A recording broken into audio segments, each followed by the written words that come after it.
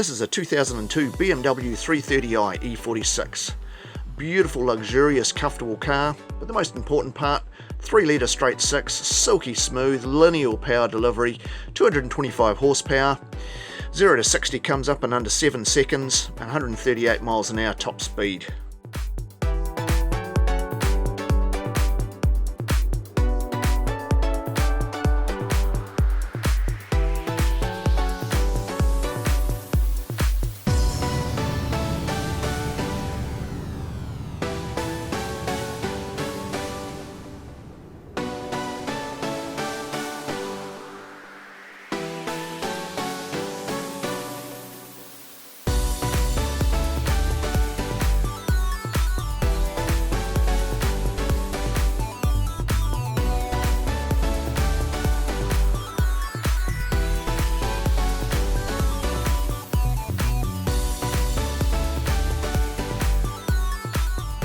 Looking at the car, you wouldn't think it was 14 years old, and from all angles, it's still very modern and very pretty.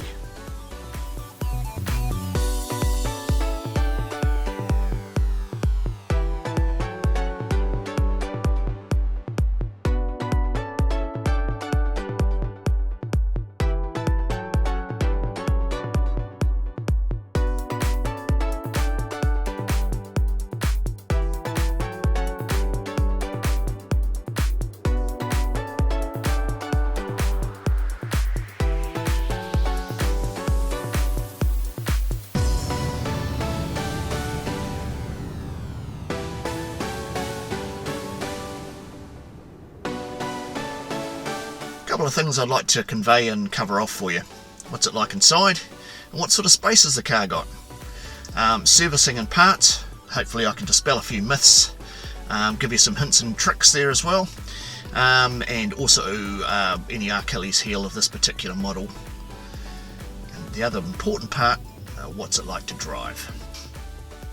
So the interior, it's mainly tan leather, seats are supremely comfortable, not flashy, but you know, the rest of the interior is very understated. Space, well, to be fair, it's BMW described this as a compact executive car. It's about the same size, maybe slightly bigger than a Mazda 3, so as you can imagine it's not that huge. Look, I'm a gangly orangutan with great big long arms and great big long legs, so my seat's got to be way back, which means my teenage kids don't like sitting behind me too much. It's not a huge amount of space, and coupled with rear wheel drive and a bit of a tunnel in the middle, it's not the easiest thing to get in the back of, but it's still supremely comfortable when you're in it. But okay, at the end of the day, I don't drive from the back seat, so life is good. So servicing and parts, it's another big one, isn't it? Everyone sort of says, oh, BMWs, they're horrendously expensive to maintain, rah rah rah. Well, yes and no.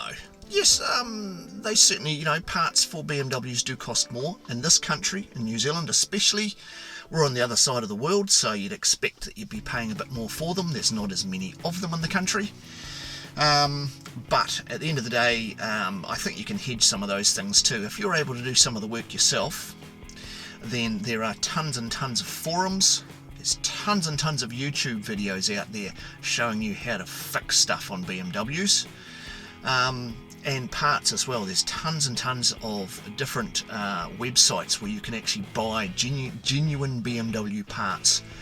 So, you know, at the end of the day, I'm quite happy to do a lot of the work myself. This car itself has done about 100,000 Ks.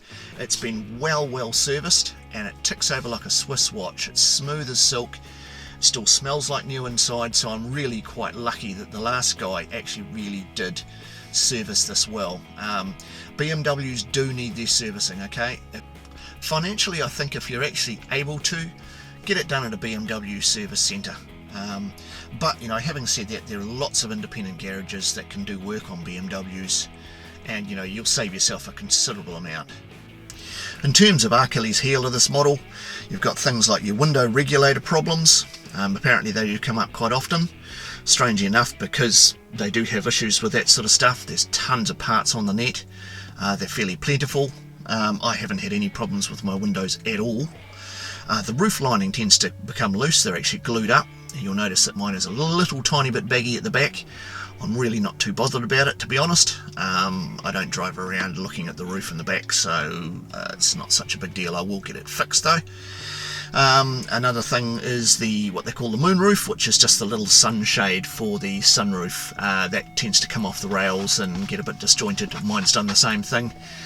Frankly, I don't use the sunroof that often anyway. I just find it noisy, and to me it detracts from the whole car. The whole car to me is about luxury and about smoothness and about quiet, and you open up that and all hell breaks loose with all your wind noise. So no big deal for me.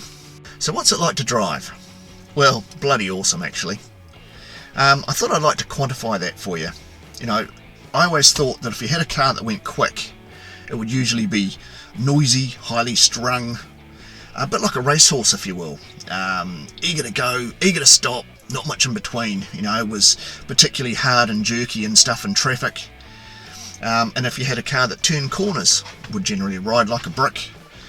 And you know, uncomfortable as getting a massage by a sumo wrestler on a rough road. You know, essentially. And anything that rides really smooth, you'd expect to be wearing your captain's hat. You'd expect to wind up your windows so you don't pull yourself out of them when you go around corners. You know, the reality is the BMW is silky smooth, it's quick, it's quiet, and it likes corners. It's just astounding. I've never had a car that can combine all those things together, and that's really why I bought it. You know, every time I get into it, it's just awesome. You know, the smell of the leather, the feeling of it, the comfort, the quiet, and the linear power. Okay, I'm raving, I know, but forgive me. So I've never owned anything quite like it, and you know, okay, if it costs a little more to maintain, that's the cost of ownership as far as I'm concerned. It's worth it. So I'm not one-eyed at all, of course. You can see that. Yeah, so I hope you enjoyed that video. Subscribe if you wish to. I'm hoping to have a couple more BMWs if they'll allow me to drive them, and maybe a couple of other interesting cars that might be worth looking at. So enjoy. Thanks guys.